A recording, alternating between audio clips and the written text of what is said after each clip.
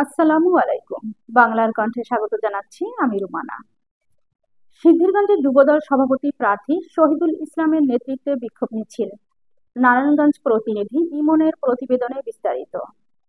নারায়ণগঞ্জ জেলা সিদ্ধিরগঞ্জ থানা যুবদলের সভাপতি প্রার্থী শহীদুল ইসলামের নেতৃত্বে এক বিক্ষোভ মিছিল অনুষ্ঠিত হয়েছে।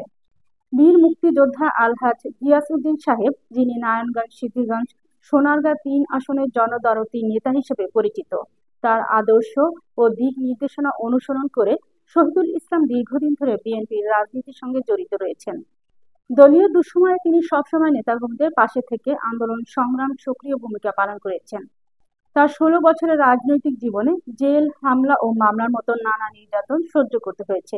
এমনকি ওসমান পরিবারের সদস্যদের বাধার কারণে তিনি দীর্ঘ সময় নিজের বাড়িতেও নিরাপদ থাকতে পারেননি। তার স্ত্রী ও সন্তানরাও নির্যাতনের শিকার হয়েছেন। তবুও শহীদুল ইসলাম বিএনপি ও যুবদলের পতাকা উঁচিয়ে রেখে সংগ্রাম চালিয়ে যাচ্ছেন। বর্তমানে তিনি সিদ্ধিরগঞ্জ থানা বর্তমানে তিনি সিদ্ধিরগঞ্জ থানা যুবদলের সভাপতি পদপ্রার্থী হিসেবে সকলের ভালোবাসা ও সমর্থন অর্জন করেছেন।